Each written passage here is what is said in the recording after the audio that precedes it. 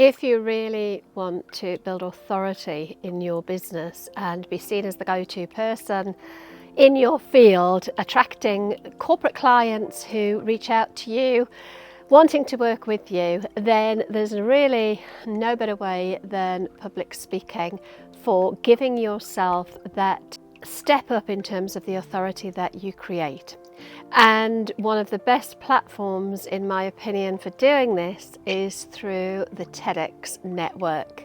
Hi, I'm Bev Thorogood. Now, exactly 1 year ago today, on the 3rd of September 2022, I had the privilege of standing on the TEDx stage giving my first ever TEDx talk to an audience of around about 300 at the Engine Shed in Lincoln in the UK, which gave me a great platform to stand and talk about an idea that I was trying to share. The whole concept of TEDx is that it's about ideas worth sharing.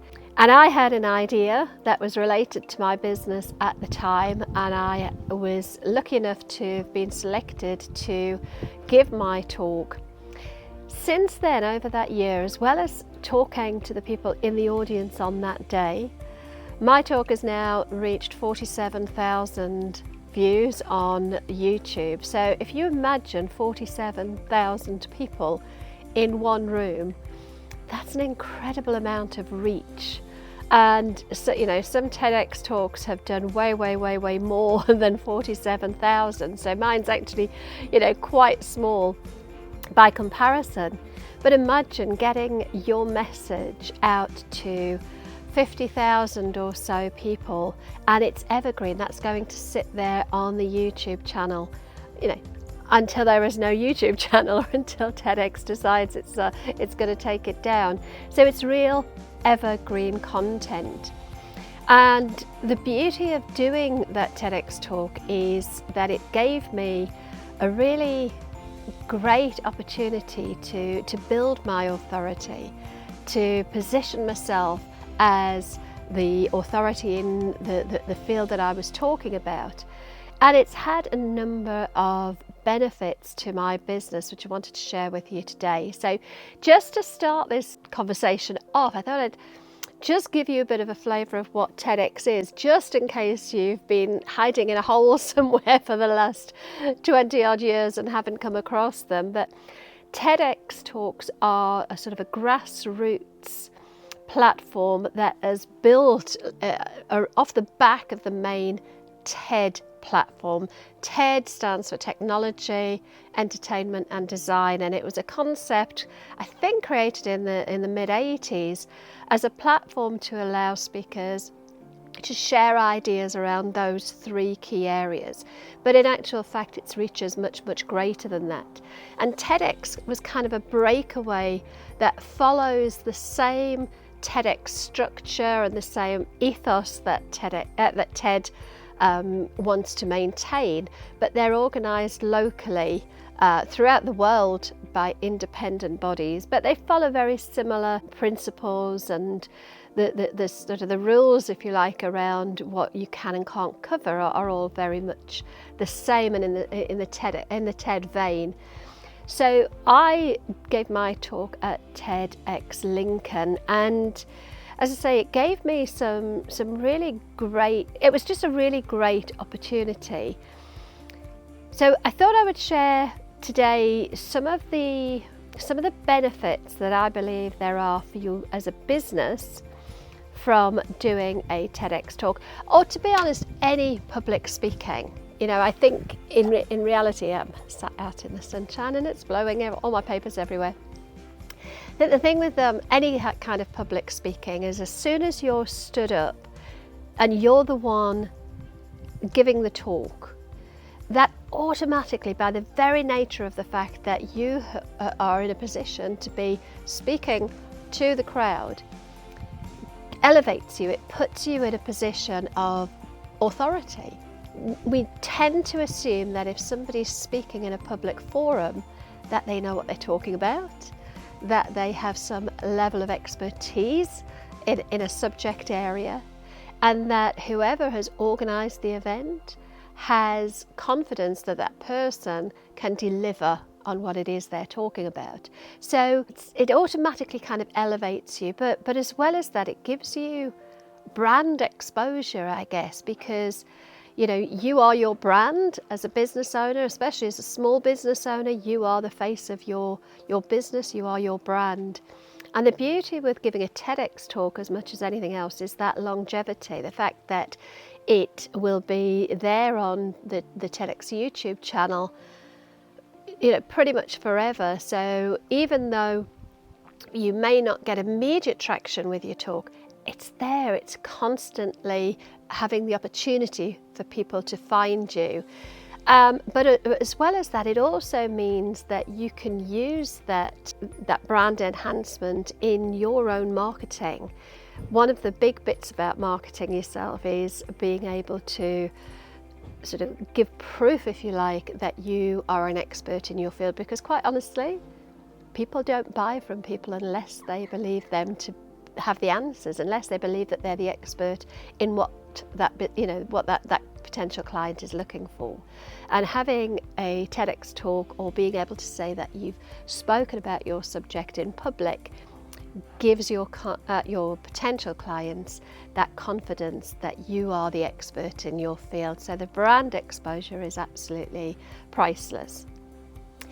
It also gives you some great networking opportunities, because as you're going through the whole process of preparing for, rehearsing and delivering your TED talk or your TEDx talk, you're going to be exposed to a whole new network of people that you probably wouldn't have come across otherwise. And you never quite know where those opportunities might come from in terms of collaborations, connections, their wider network. So it gives you access, as I say, to a network that you may never have had access to otherwise. And of course, on the day when you're delivering your talk, on that day itself, you're likely to be in an auditorium full of people, or there will be some sort of event where people are invited to come and listen to you and the other speakers. So you've got an additional networking opportunity there as well. Now this year, I've very privileged to have been asked to go and support this year's TEDx. It was Brayford Pool, Lincoln, which is where I spoke last year, and they've invited me back this year to host a panel discussion. And again, that's another level of exposure for me and my business, because again, I get the opportunity, without the pressure, I guess, of being on the stage and hosting a panel discussion. But also there are opportunities for you to potentially support future events, so from a sponsorship point of view. So again, we've got this brand exposure and networking opportunities that you may just not have had otherwise. We've already spoken about the fact that it helps to establish you as an authority in your field, but there's something about the TEDx platform that has inherently in it this sort of air of credibility. There's kudos in giving a TEDx talk, in being able to say that you are a TEDx speaker. So actually building and establishing authority through a TEDx event and being able to promote that in your literature, on your website, it gives you that sort of additional level of expertise, or perceived expertise, I suppose, because you would hope that if by the time you've got up there giving your TED talk, you've developed that expertise anyway. But there is definitely a strong perception that if you're a TEDx speaker, then you know your stuff. From a social media point of view, potential for repurposing content and using social media to further enhance and drive people back to your TED talk is huge. A year later, I've been able to draw on my TEDx experience a number of times throughout the last year. Yesterday was a year to the day, albeit not the date, because of course we're a day ahead. So it was a year to the day, the Saturday last year that I gave my talk. So I posted about it, and it gave me another opportunity to post on LinkedIn, to post on Instagram and those other social media channels about my experience. So again, I can reinforce that expertise. So, I talked about the fact that it was a year ago, and so much has happened in that year, and what a great opportunity it was. So, you've got that ongoing social media content that you can draw on, and you always really want to drive people back to your TED Talk, because if you thought it was an idea worth sharing, guess what? You're going to want to share it. And the other thing about that sort of boosting your online presence with a TED Talk. My TED Talk has currently got 47,000 views. It's got just shy of 2,000 likes and over 100 or so comments of people who've resonated with the talk, which is lovely. And that is exactly what I hoped would happen. I hoped it would resonate with enough people for them to feel like they got value from my talk. But actually, from a business point of view, I have at least one client now who I know found me as a result of seeing my TEDx talk. She watched the TEDx talk, that drove her back to, she obviously got my name, because I should just caveat with a TEDx talk, you can't promote your business, which is quite rightly so. So you're not going to be standing there pitching your business. The wind blowing everything over. But if people like what you do, they will go and find you elsewhere. So my client found me on YouTube via my TEDx talk, found my name, Googled me, found my website, and now she's a paying customer. So there are business, tangible business benefits, not just from a marketing point of view, but also sales, and client acquisition. So it's a great platform for business just in general. I guess one of the unintended benefits of doing a TEDx talk is the amount of personal growth that you get from doing it. I was a long time, well-established speaker and trainer, and yet I still learned so much about how to put a talk together. Your talk is limited time-wise, so you have to learn to be able to craft a really good, compelling story or a good, compelling talk. And there's a saying, I wish I knew who to credit it to, and I don't, but there's a story about, sorry this letter's so long, I didn't have time to make it shorter. And that is so true. Quite often it's really easy to write something long and waffly, but actually being able to get your ideas across in a condensed, succinct, clear format with all of the key points in there, it's a real skill, and that's what preparing for your TEDx talk gives you. You get the tools and also coaching to help you do that. So the personal growth from it is huge. Not only that, but also the fact you are on a quite a strict time frame.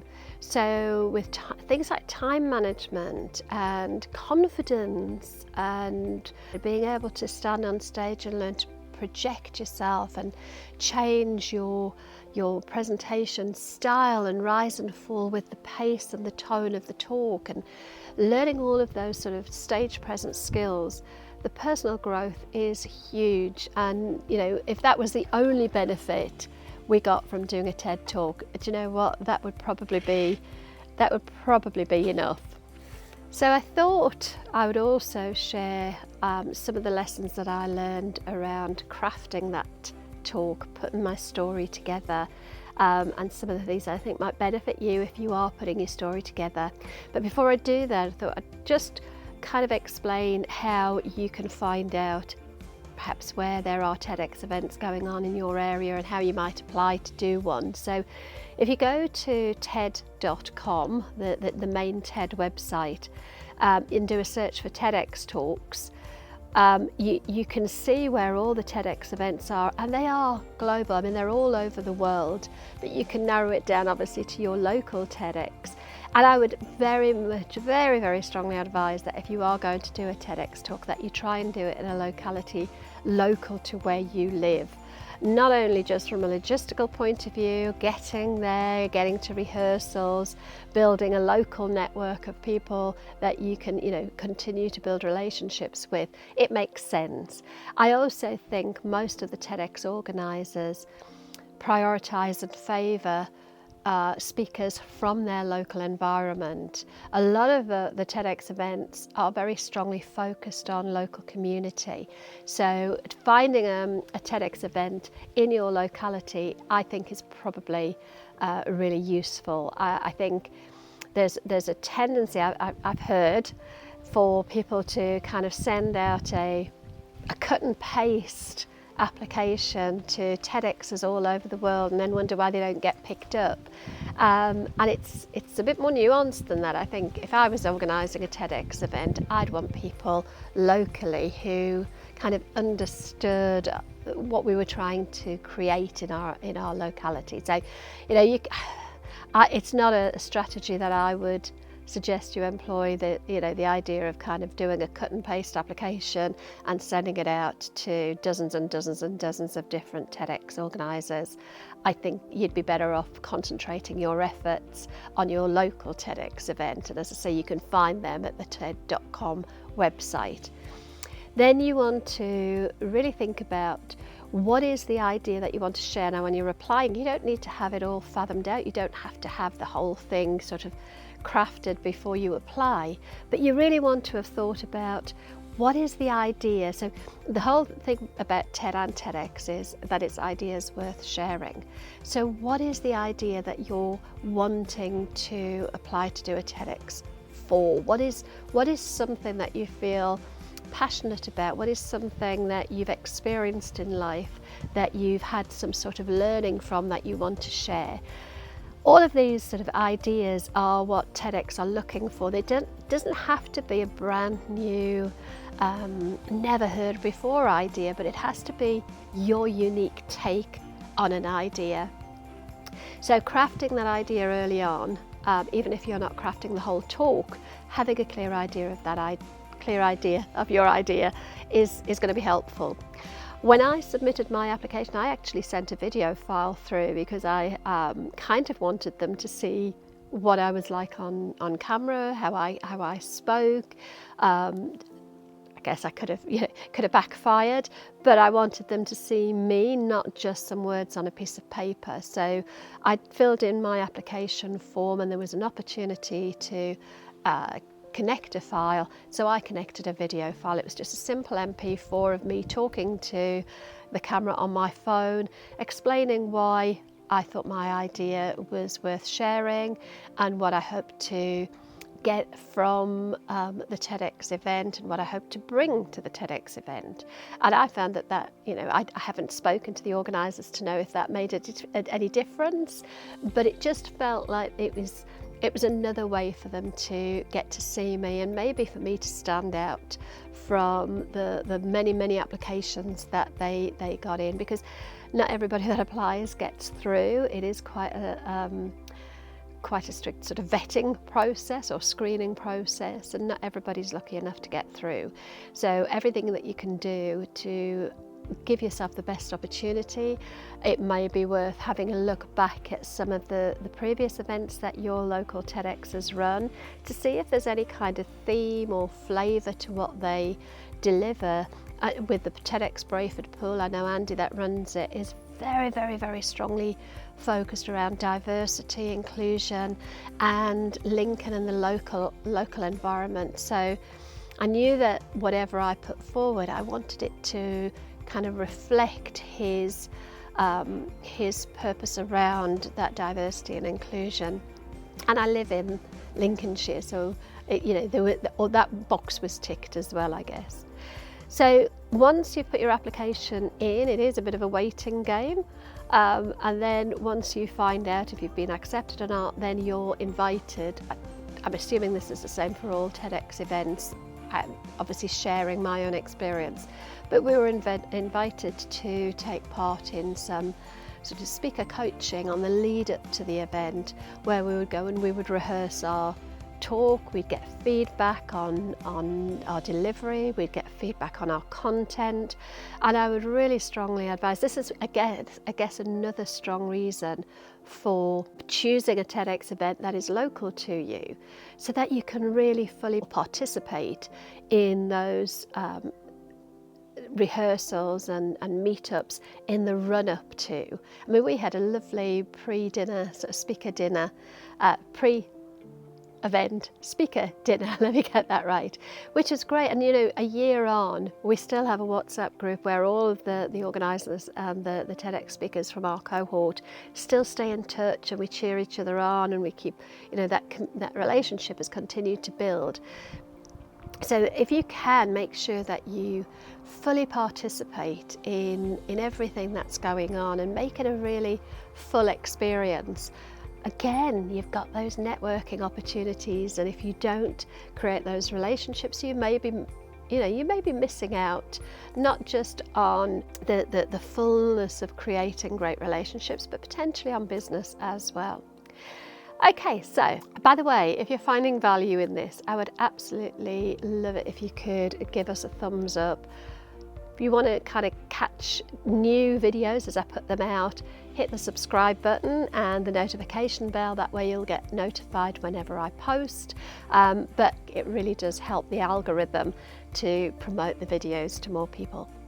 Okay, so what about if you have put yourself forward for a TEDx and you're lucky enough to get accepted? What can you do to make sure that you give an absolutely knockout talk? Well, I think preparation is key here. You want to craft your story in a logical and compelling way. And of course, you will get help with this. But some of the lessons that I learned that I think just from watching great TEDx speakers or great TED speakers talking, and from the coaching we had and from my own experience, it all starts with a great hook. At the very start, when you walk on stage, you've got to hook your audience in as quickly as you possibly can. And some of the best ways to do this are things like a joke. If you're funny, if you can get away with it. I probably wouldn't have done a joke. I'm not that funny. But if you're a funny person and your timing's great and you've got the delivery, then a joke is a great way to break the ice with your audience. So jokes work well. The other thing that you can do is ask a question. So I opened mine with a rhetorical question around, I'm trying to think what I opened with. What has the sweet young man on the left got in common with the mad menopausal woman on the right? That's me, by the way. And that's how I started. It was a bit of a rhetorical question, and I had two photographs, one of a young lad, a very small boy, playing with a pair of jump leads, and a photograph of me that my lovely brother took while I was up in Carlisle, pretending to have a bit of a sort of rope around my neck and strangling myself, which sounds really weird out of context, but it was just a bit of fun. But it made for a great photograph for the TEDx talk, and that's how I opened. And it gave just a little bit of humour plus a question. You could use a prop. I've seen TEDx presenters come on and they've got some sort of a prop, or they'll have some sort of icebreaker. Maybe they ask the audience to do something to engage the audience right from the start. They invite them to close their eyes, to visualize something, or to stand up or move or do something to just grab their attention right from the start. So a good hook is really important. I think the other thing is to be really authentic. So I think you've got to let people into the world, into your world. You've got to let your guard down a little bit. You've got to show a little bit of vulnerability. You've got to take off the mask, which is really weird because a lot of my talk was about, having worn an ADHD mask all of my adult life. But you really have to let your mask down to an extent. Of course, you're not going to get up onto the TEDx stage and start airing your dirty washing in public. Of course not. But I think you have to let people see the real you, because that's where you're going to get that engagement. That's where you're going to really draw your audience in. They want to see the real person. And if there's emotion tied to that, I think I certainly got quite emotional at the end of my talk. And there was a little point in the middle where I just had a little bit of a wobble. And that's fine. I think, if it's real, obviously you don't want to force that emotion, but if it's real, let it go, let it sit and be there, because that's what makes you more relatable. People connect with you, they resonate with you. So being authentic is absolutely essential, really. When it comes to engaging the audience, I think there are a few things we want to try and do throughout our talk. We may not do all of them, but we certainly want to try and do some of them. And for me, that is, you need to either inform and educate. So you want to be sharing information of some sort, not in a dry, fact-driven way, but you want to be giving information. You want to be educating your audience in some way. So to inform and to educate. You want to inspire them in some way if you can. Inspire them maybe to do something differently when they've finished hearing your talk, to think differently, to act or behave differently. So, or to just feel differently. That inspirational piece is important. And to an extent, you've got to entertain people. They're going to be listening to you for maybe 10, 15 minutes. They need to be entertained as well. And the best way to do this, I think, is through story. There's a saying that facts tell and stories sell. Well, obviously we're not selling anything. Well, are we? I guess we're selling our idea. We're selling us as an individual. So I guess the same principles apply. So stories people relate to. It's as old as humankind, this sort of need to share stories. When we share stories, we do find that we inspire, that we change the way people think and feel. So you want to kind of craft your idea through the power of story. So you'll have a clear beginning, a middle and an ending. And it should all tie through. And I would say have one key message that you want to get across. So my one big idea, my one key overarching message was that there is fundamentally a lack of research connecting hormonal changes that affect women in menopause and women who have ADHD and where they overlap. And how I got that message across was by sharing a little bit of my life journey, sharing some of my story from being a child through to being an adult. Then I threw in some facts around the numbers of women who are impacted by the symptoms of menopause. I gave a few facts around how ADHD shows up in women, and I used those two lots of facts to kind of bring together that connection, which was the root of the basic idea that there is a connection there that I've discovered, that I've been exposed to, that I've realised, but there's a lack of research to kind of back up my lived experience. So that was the premise, if you like, of my talk. And then I wrapped it up with an ending, and I think you need to be very strong in how you end your talk. So you want to hook at the beginning to really engage the audience. Then you want to use storytelling to educate, to inspire, to entertain. And then at the end you want to have a strong ending, whether that's a call to action, that you're asking your audience to go and to do something, go and think something. For me, I used a statement. I talked about the fact that I'd developed this new syndrome. Of course, it was tongue-in-cheek. I haven't developed a syndrome. I just created this sort of way to wrap everything up. So I talked about this syndrome I developed called MAD, menopausal attention dysregulation, or MAD for short. And I ended with a statement, I ask you to applaud and embrace all of our MAD menopausal sisters.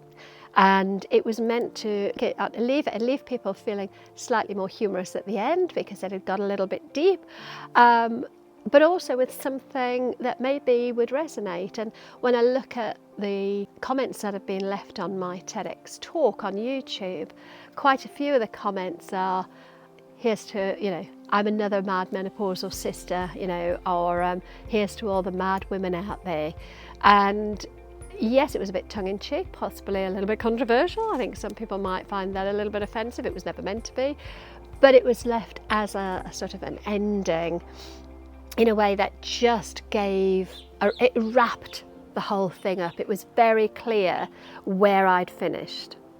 So that's it. I cannot stress highly enough the benefit that I think getting out and doing a TEDx talk would bring to you in your business if you are a small business, perhaps a coach, a trainer, a thought leader, a knowledge deliverer, or whatever your business is, really creating that authority by being seen as the expert through public speaking is so useful to your business. It's such a great platform to really get seen. And the beauty, of course, is that that content is evergreen.